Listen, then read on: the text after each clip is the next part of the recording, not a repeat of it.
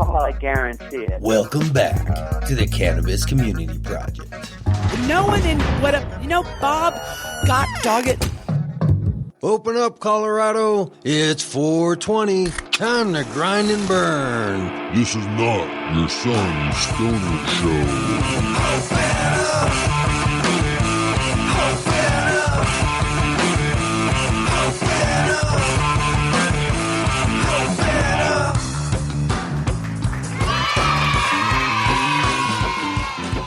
Welcome to the Cannabis Community Project from Denver, Colorado at the Dank Studios, 3538 Denver, Colorado. It's the Grind and Burn Show.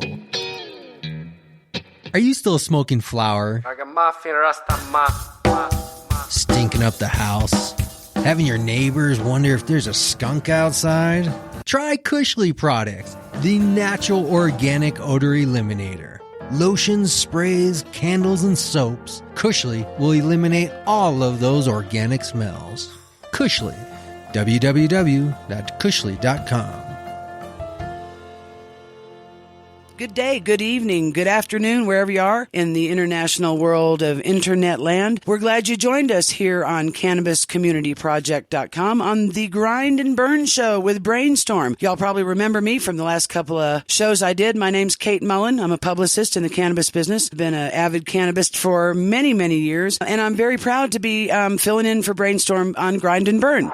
Very, very excited to have you here, Chris. My guest today is Chris Jetter. He is the president of the party known as BongAthon, unique to the state of Colorado. Just can't tell you how excited I am to know you and to have you on the show. So welcome, Chris Jetter, president of BongAthon. Oh, I'm excited to be here. I tell you what, that sounds like you got a lot of media outlets that push out this show. Yeah, Brainstorm has done an amazing job. It's an amazing product because there's people like you on it, cannabis entrepreneurs. Well, I'm happy to be here. Well, tell me a little bit about your story. So what were you doing before you got into the cannabis business? And as I like to say, what the hell were you thinking when you got into the cannabis business? Well, before I got into the cannabis business, technically I was in high school. So, I started smoking pretty early. You were probably in the cannabis business in high school. I actually was a little bit. I dabbled a little bit in high school as well. But yeah, for me, I'm a native of Colorado. I've lived in Aurora, Colorado my entire life. I've been swinging weed in this town for, let's just call it 30 years. So from that standpoint, I've always been involved. Basically what happened is Obama got into office in 2008. One of the first things that he did is him and Eric Holder went to the podium and basically made an announcement that they weren't going to prosecute business owners in states in which it was legal. And so I think I got that message pretty clear. I opened up my dispensary by August of that year, and a lot of other dispensary owners, were in the business as well within a short period of time, to the point where they were starting to pop up on every corner in Denver. So that's how I got in. What was I thinking as far as getting into the legal cannabis business? I was thinking that we were actually breaching a legal form of business in that, underground dealers, kids that were in their basement slinging sacks out of their parents' basement, their days were numbered. For the most part, that's been true. And it is still true. And I think that that bright horizon is still there, that of it being a viable legal business. I mean, how many businesses do you know that make billions of dollars in a year in one given area? So I think that bright spot is still on the horizon. So are you still a dispensary owner? And is your dispensary in Aurora? Well, you want to talk about trials and tribulations. No, I opened up my dispensary in Denver, and the reason I did that is because I knew that Aurora would run everybody out, and they did.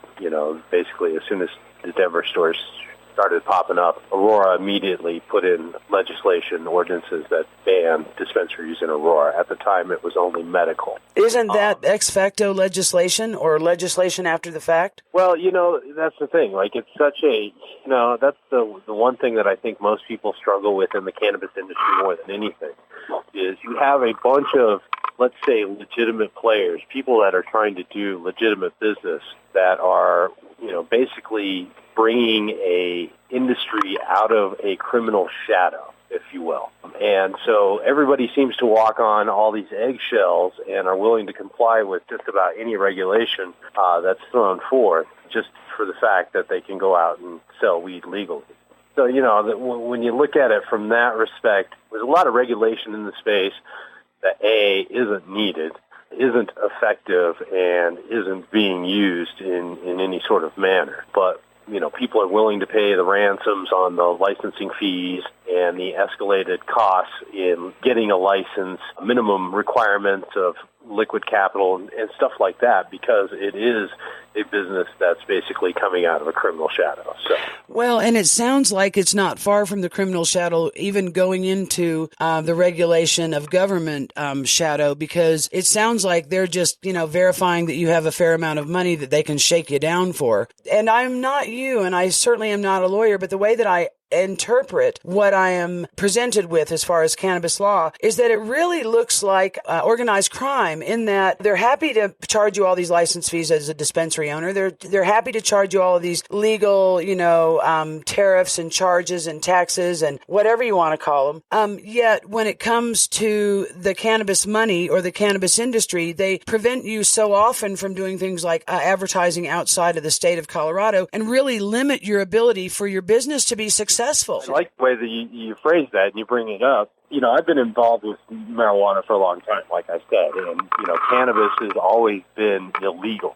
And cannabis to this day is still illegal. It's a Schedule I drug that's federally illegal, and everybody is aware of that. That being said, our state legislators, our governor, mayors, superintendents of school systems, etc., all of those folks are currently engaging in a distribution of a Schedule I drug throughout the state of Colorado, and they are co-conspirators in collecting the revenue that's earned from the tax bill. These activities are illegal on the federal level. They're clearly aware that they are illegal on the federal level, and yet they still are participating in issuing licenses and collecting taxes. So it kind of goes like this. Every month, I have an excise tax to pay to the city in the state of Colorado, and I pay that excise tax every month, okay? And the models kind of work like this.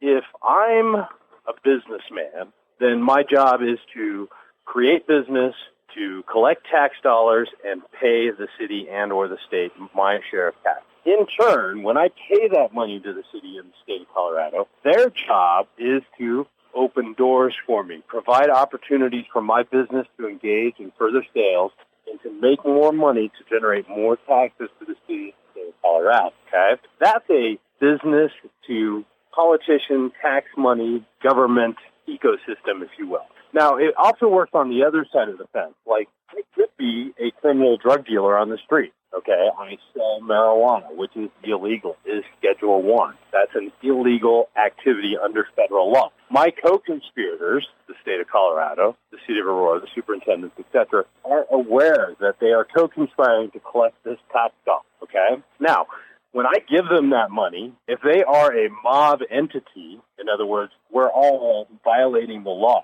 right, and they are controlling drugs with guns and badges. Controlling drugs and cash flow. Correct, okay, with guns and badges, okay. If you were to define that under any other situation, that would be considered a cartel, a drug cartel. That is what's defined as. So this is where I'm at in business and taxes, okay? I'm fine on either side of the fence. I've been a drug dealer for a long time in the state of Colorado, and now I'm a licensed drug dealer in the state of Colorado. So this is the thing. I'm comfortable where we're either both criminals, right, and we're on this criminal side of the fence, and we go out and do criminal shit, okay, which is me growing weed, selling weed on the street, which is the mob taking their cut, and then the mob should be out there providing opportunities. In other words, I should be available in all the other mob-protected establishments that carry marijuana, right? That would be a proper way of doing business if we're all mob-related. If I may insert here, is not also part of the mob to create, as you mentioned, business opportunities, similar to the obligation of the state in a legal situation to defend your right to the federal level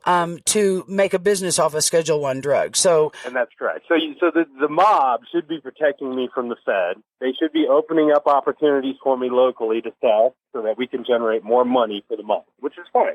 I'm cool with that. We can work on that side of the model. I'm fine with that. Or we are business people, and I'm a businessman, and I grow cannabis in the state of Colorado, and I generate tax dollars through sales, and I give that tax money to the state of Colorado, who, in turn, should uphold my rights under Article 18, Section 16 in the state of Colorado, and keep the feds at bay, protect me from the federal government. Let's say that that article statute again. Now, back up about, 3 seconds. It's Article 18, Section 16 of the Colorado Constitution. Okay? And it addresses what? That is Amendment 64 codified into law. Perfect. So those are all your protected cannabis recreational marijuana rights in the state of Colorado. There's also Amendment 20 that protects all of your medical marijuana constitutional rights in the state of Colorado. Now, within Article 18, Section 16, there's a subsection 3. Okay? It's Article 18, Section 16, subsection 3, Colorado constitutional law. Within that structure, you will find 5 paragraphs. These, I have them on a poster right here in front of me. I will count them. 1, 2, 3, 4, 5 paragraphs. Okay, that describe all of the things that are legal in the state of Colorado for personal consumption. Okay, what your rights are protected in the state of Colorado. So these laws are what can't be in any conflict of state law and or city ordinances and or county ordinances. Okay, those are your protected rights in the state. And that is point outable should a business person, a dispensary owner, an ancillary cannabis business person go into a low-level city court, a county court, or even the state court, then you would say to point out these statutes, Article 18, Section 16, and then down to, I guess it's paragraph 3. Subsection 3, which is personal use of marijuana. And so the thing is getting back to the model is, I'm fine being a upstanding business person that pays tax dollars that goes into the funding of the state and the city and the things that the law defines. Or I'm comfortable in being in the criminal model where I'm dealing with the mob, I'm paying them protection money, and I'm selling drugs. But the space that I'm not comfortable in, and is space that most of us are clearly in today, is the fact that our co-conspirators, the state of Colorado and or the city and or the superintendents that collect that money, okay, that tax dollars. There's a policy in place where a business owner as myself cannot put money into a bank because it's Schedule 1. It's federally illegal. Yet when I take my tax dollars and I turn around and I give them to the state of Colorado or I give them to the city and county, they turn around and put it in their interest-bearing accounts. Those are federal interest-bearing accounts, are they not? Right. Those are federal interest-bearing accounts that are holding large sums of tax dollars. So they're laundering money, so to speak. That is money laundering. And if I did it, or if you did it, you would be in some serious trouble. But the fact is, it seems that our elected officials, feel that they're above the law, that they are not going to be prosecuted for one of the largest drug-dealing rings the federal government has ever seen in the history of the United States. Under the nose and eyes and gaze of the federal government. In the headlines daily, boasting the tax dollar numbers that they're receiving on a Schedule 1 drug that is federally illegal. So this is the thing. I don't understand how, they can defend themselves and the tax dollars and not uphold the rights of the citizens of the state of Colorado lock and step. Instead, what we get our legislators that want to pass legislation like House Bill 1220 this year, which limits plant counts to 12 per household. The 13th plant is a felony, okay? I have subsection 3 right here in front of me, and it protects my ability to grow, process, transport 6 marijuana plants. And E, which is the last paragraph, says assisting another person who is 21 years of age or any older in any of the acts described in paragraphs A through D of this subsection. So that means I can assist you to grow your 6 plants, okay? That means I can assist anybody to grow their 6 plants. And for convenience, productivity, and maximum yield, you would want to consolidate that grow. Well, and forget about what those factors are. I'm telling you, your rights are not limited in this constitutional amendment. There's nothing in this constitutional amendment under subsection 3 that limits your ability to grow for multiple people, to assist multiple people, okay? But they've just told you that you can only have 12 plants per household. So this is a little discriminatory, and let me put it in a very subtle way. Let's say there are a lot of our Hispanic friends that have, say, more than one family living in a household. In this economy, any family, not even Hispanic, correct. any family. That is correct. Okay, so now you're telling people of 3 or more adults in a household that they can't exercise their constitutional rights because of House Bill 1221. It sounds like that the state is renegotiating a done deal. Well, they are renegotiating. What they did is they violated your rights by limiting the number of plants that you can have.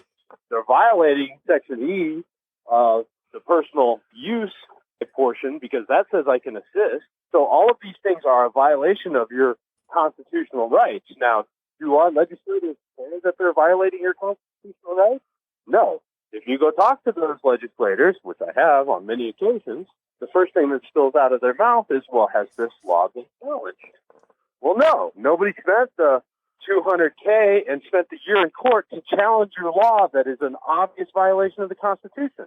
But they're still doing it. Don't you think this is a situation, or do you think that this is a situation where when the people will lead, the leaders will follow? Well, I think, A, you have to, because I can guarantee that Amendment 20 and Amendment 64 in the state of Colorado wouldn't be on the books at all. We wouldn't have put our right into the constitutional amendment if they had respected our right to smoke marijuana in the first place. If marijuana wasn't this huge, oh my God, thing where like it's been regulated and outlawed to death, we would have never had to pass a constitutional amendment to put it legal in the state of Colorado. So you're saying that if they would have just left it a weed to begin with, then it we're wouldn't talking be an all the issue. way back to Nixon days, right? Yeah. When all this or all the way back started. to what's his Anslinger days. Yeah, Anslinger. That's that's exactly right. But my point is that it's all become such a big to do about it that we literally had to get together as a group of people, of citizens in the state of Colorado, draft these constitutional amendments that protect our right to consume medical marijuana, that protect our rights to consume recreational cannabis, and put them on the books. Are the legislators happy about that? Well, no. They've been prohibitionists for 70-plus years, and everybody that stepped in those halls that manages politics have had to carry that same line for so long.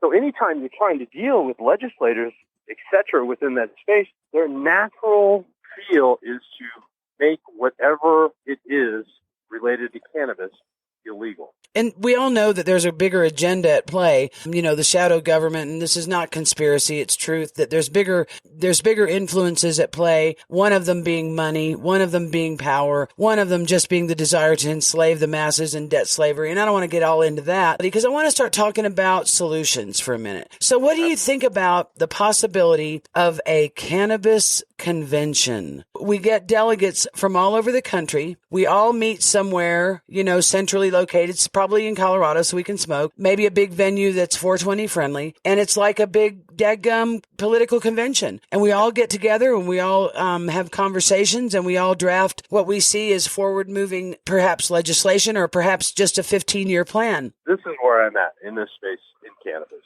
Okay, I've been here in cannabis going on 9 years.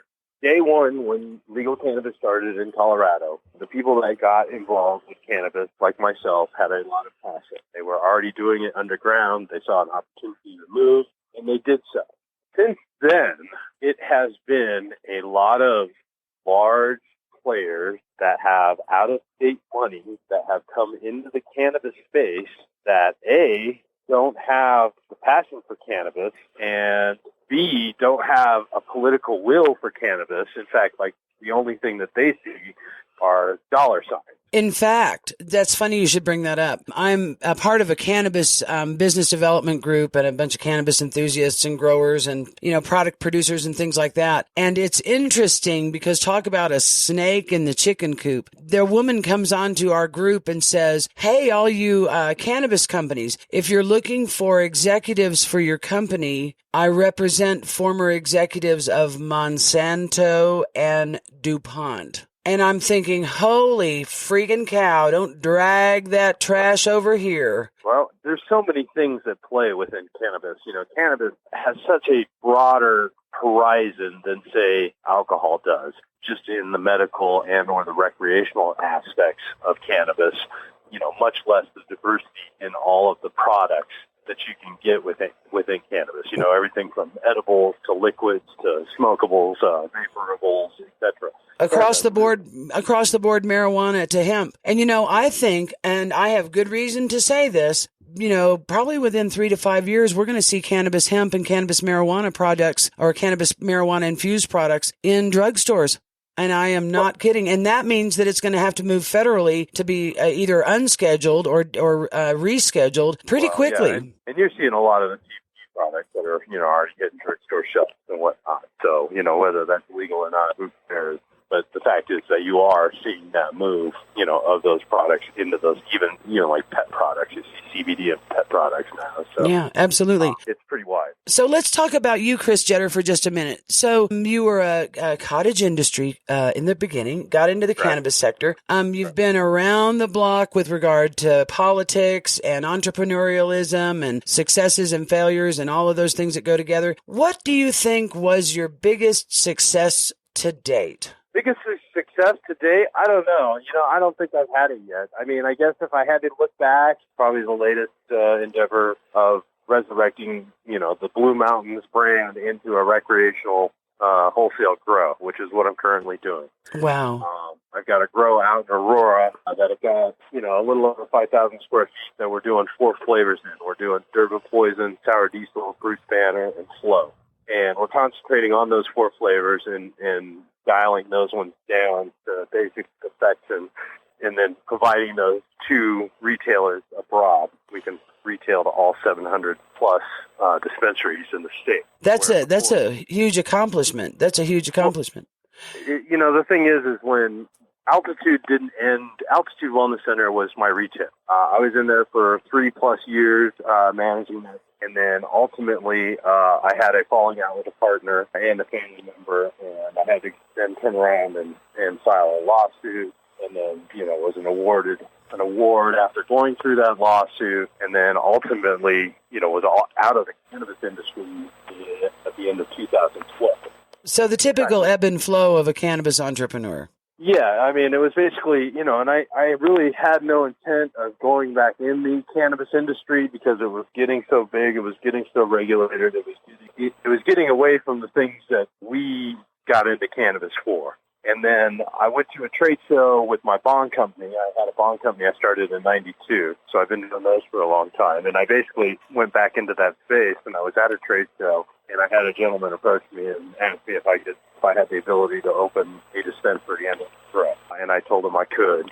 And so that opened up a dialogue. And basically I've been working on that project for 3.5 years now, and we got a license last April. In the state of Colorado, I've possessed and managed every medical marijuana license, and I've now held a recreational license as well in the state. Wow, that's I'd say so far your career is your biggest success. Well, but there's more to it than that because, what I'll tell you is that in 2010 when I was getting my first license from a medical marijuana dispensary, I was charged with cultivation for a legal grow. I had it at a warehouse in Commerce City. I hired an attorney. I spent over a year in court. I had multiple court dates, and Adams County finally determined that my paper was legitimate and that I was doing it within the law, and they dropped the charges. That was, when the detectives came to that space that morning, I provided them all that paperwork. Did they want to look at that paperwork? No. Did they charge me with anything that day? No. In fact, I got a call from the Marijuana Enforcement Division telling me that they were finalizing my license, but that I had an outstanding Class 4 felony for cultivation in Adams County and wanted to know what I was doing about it. Okay? Just wondered. So I went through that process, right? Now, when I attempted to get my license for the grow in Aurora, we opened up a club space off of Alameda and Pecos in Denver. It was called POTUS. It was an acronym. It was People of the United States. Oh, beautiful. And it was a cannabis club. And when we opened up that club, so we sent them the information, told them how to contact us. And basically, we received no phone call from them. First off, we got a inspection from the building code, which we passed. We knew we were in the correct zone because it was a former swingers joint. So we knew we were in the correct zone. And then they came at us with a fire code inspection, and we passed fire code. And basically, the fireman gave us a story that every day somebody gets this radio. They draw straws for the radio.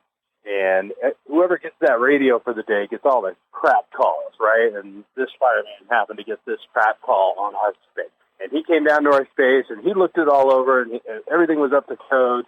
He was content, and he basically told us that he didn't care that we had marijuana in there, and that he was going to pass off our code, and that we could have a nice day. And he left.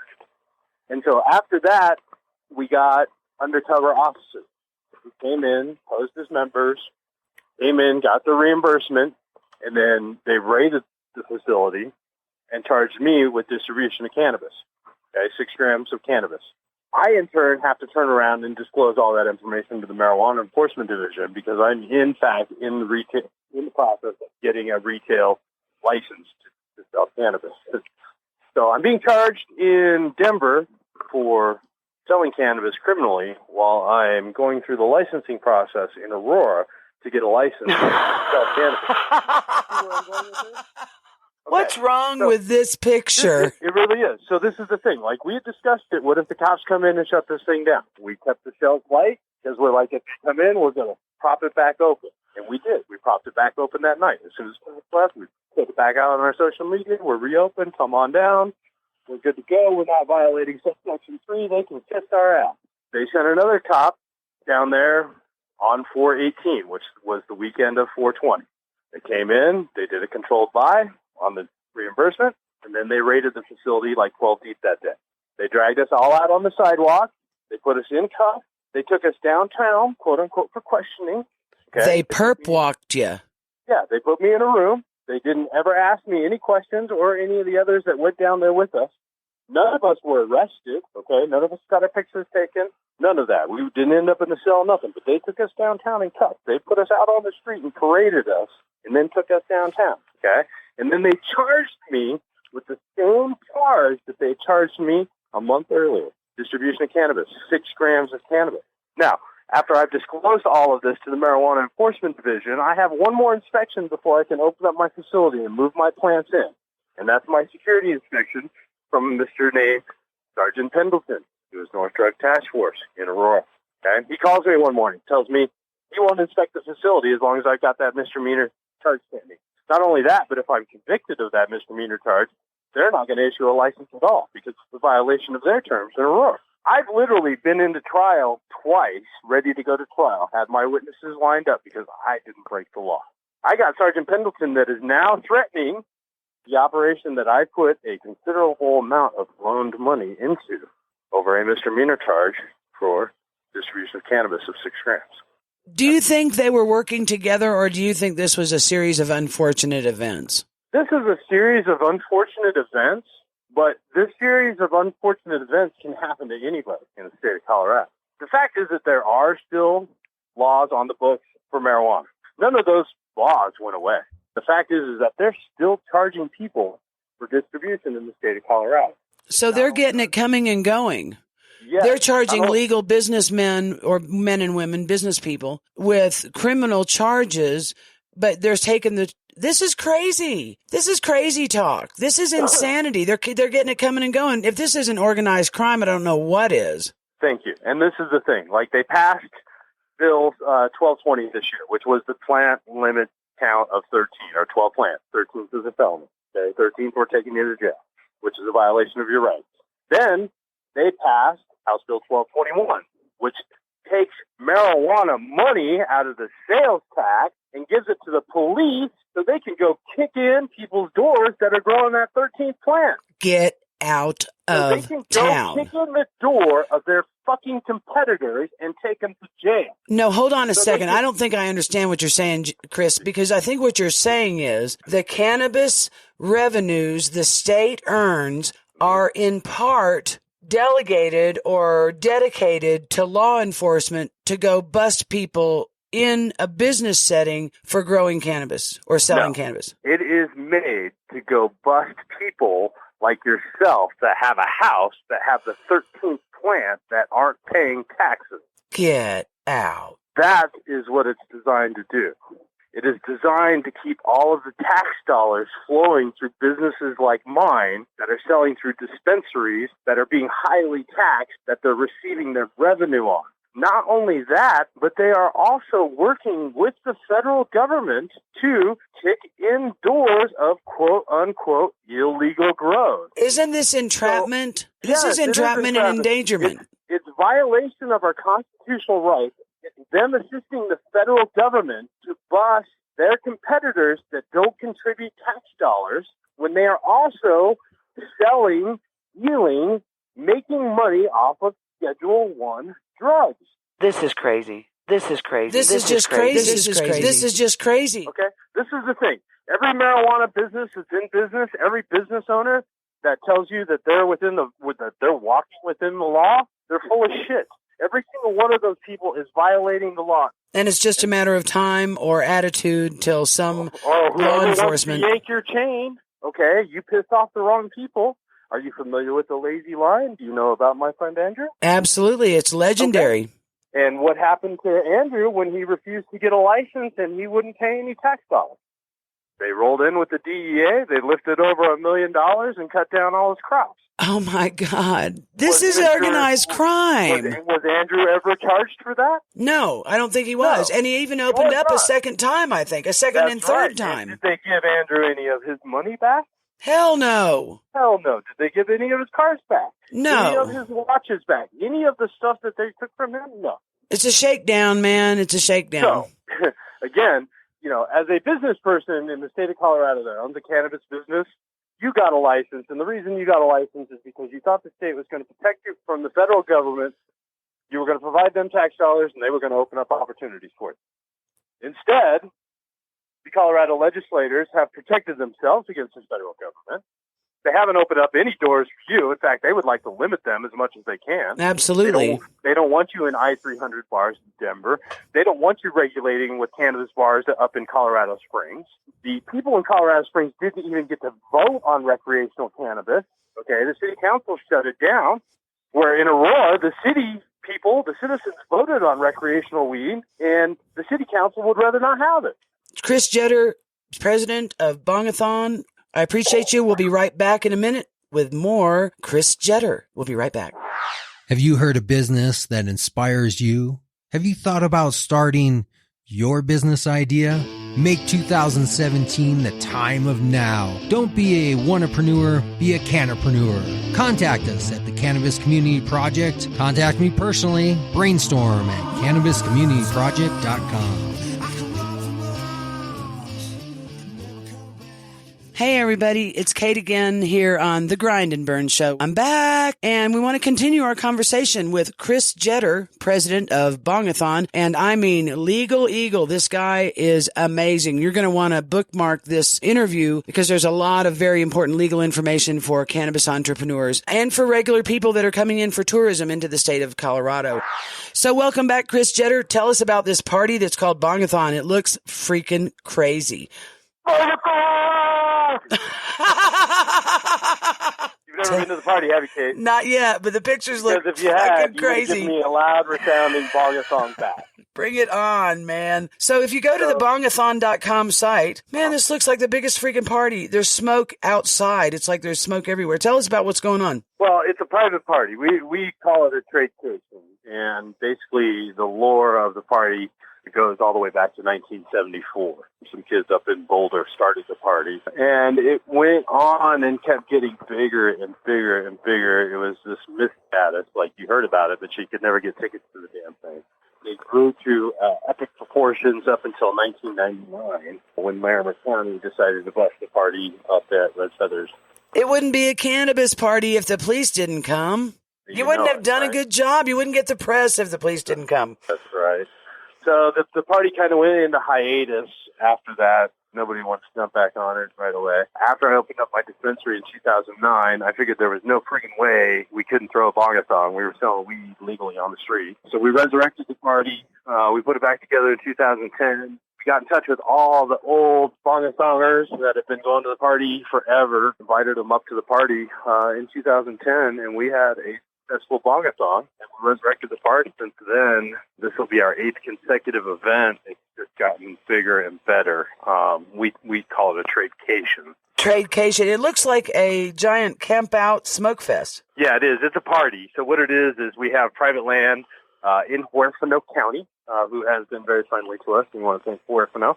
We bring out bands. We bring out a full stage. We'll have bands Friday night and going through the night on Saturday night. And this is August, 5th and 6th and 7th? Yeah, 4, 5, and 6 this year. 4, 5, and 6. August 4, 5, and 6, BongAthon. Go ahead. Yeah. And then we actually do the BongAthon event on noon Saturday, which is what the whole party's been centered around since 1974. And that is a pot smoking competition, 7 grams of cannabis. We put 30 individuals that want to compete in the tent. We give them an identical bong. We give them pokers. We give them lighters. We give them a tray. And it's a team sport, so if I'm smoking, you're loading for me, and or vice versa. Can the team alternate? So no smoker and one loader. Yeah, that's the individual BongAthon. That's like the crown jewel of the party. And what is the objective? To smoke 7 grams as fast as you can? Correct. I can do that at waking and baking. Well, that's good. You need to give it an attempt. Last year they set a new record at 4 minutes and 19 seconds for a quarter ounce of pot. What, did you do that in one spleef? No, I did it in a bong. You have to do it. You have to do it in a bong. A big, huge, giant bowl, right? Well, yeah. I mean, it's, we make sure that the playing field is identical every year. Oh. So we'll switch up the tubes slightly, but it's always a bong, and then they have to compete, smoke it as fast as they can. And then you got the open BongAthon. Well, we do open BongAthon, which is bring your bong, bring your 3.5 grams. And then we do team BongAthon, which is 5-man hookahs. They have to smoke an ounce of weed through the hookah. The only rule is there are no rules. We also do a 7-man competition, which we call relay. So they get a quarter ounce of pot, 7 different grams. They have to smoke them in order. Each individual player gets a gram. The first team to pass the bong all the way around wins. It's either one person, 2 people, or a team of 7? Well, we've got individual BongAthon. Uh-huh. We have open BongAthon, which is an individual competition. Uh-huh. We have team BongAthon, which are a 5-man competition on a hookah. We have relay BongAthon, which is a 7-man competition with a bong. Each individual gets a gram of weed. We also do fastest gram in the tent, which is you go in the tent, you try to post the fastest time you can, the fastest time over the weekend wins. And we do a fastest tandem gram, which is you and your buddy on a 6-foot glass bong smoking a gram of weed. Wow. One lights and loads, the other smokes. It sounds so fun. Whoever gets the fastest time over the weekend on that gets to take the 6-foot bong home with them. That's wow.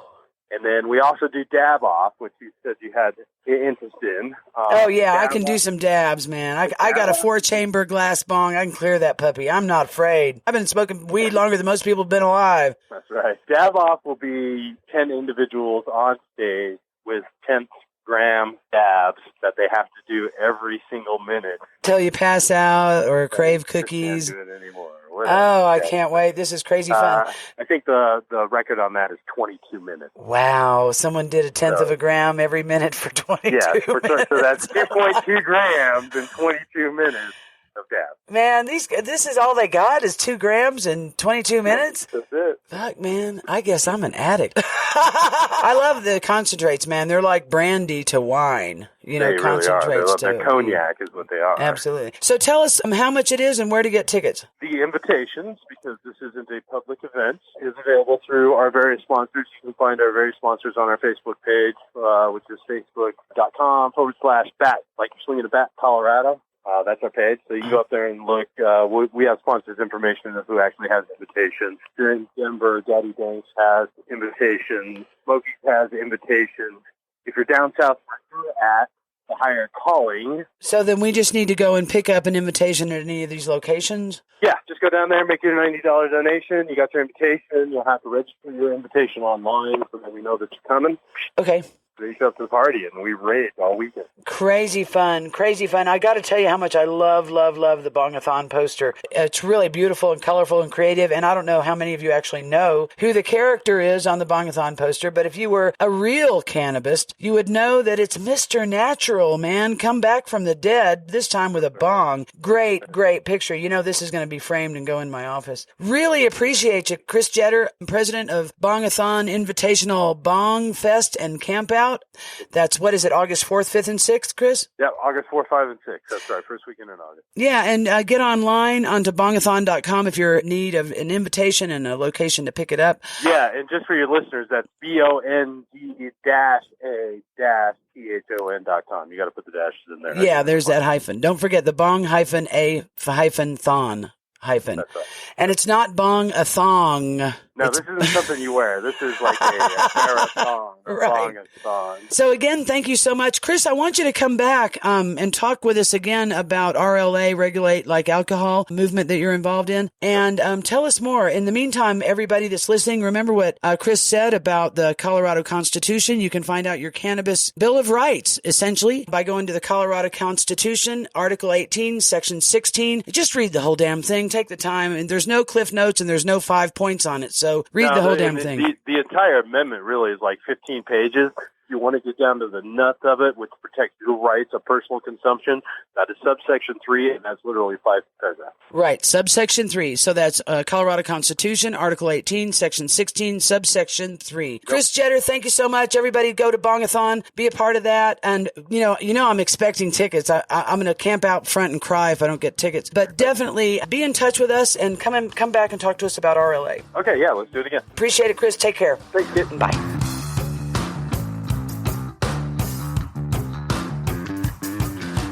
Thank you, Chris Jetter, president of BongAthon, and especially thank you, our listeners here at Cannabis Community Project. We couldn't do what we do without you. We also want to say that we are happy to hear from you. We'd love to get your feedback, your emails. You can email us at contact@cannabiscommunityproject.com, or you can hit us up on Facebook. You can send us messages on our YouTube content. But regardless of how you do it, we definitely want to hear from you. And we also hope that you support our sponsors because they're integral to our success and our continuing the operation. I guess I want to say in conclusion, look up your rights as a cannabis user. In the Colorado Constitution, Article 18, Section 16, subsection 3. Find out what your Colorado Bill of Rights are as a cannabis user. Even if you're not in Colorado, especially if you're not in Colorado, this is what your state or your country legislation might look like. So it's always wise to bone up on that. My name is Kate Mullen, and get in touch with us. Contact@cannabiscommunityproject.com. In the meantime, be sure and hit us up on our website, on our Facebook page, iTunes, Google+, Spreaker, Twitter, SoundCloud, Massroots, Stitcher, TuneIn, Tumblr, and of course YouTube. And remember, you can download any of our archive episodes on our RSS feed off the CannabisCommunityProject.com website. I'm tapping my heart and pointing at you, Brainstorm. Thanks again for letting me fill in. Thank you guys for listening, and we'll talk to you later.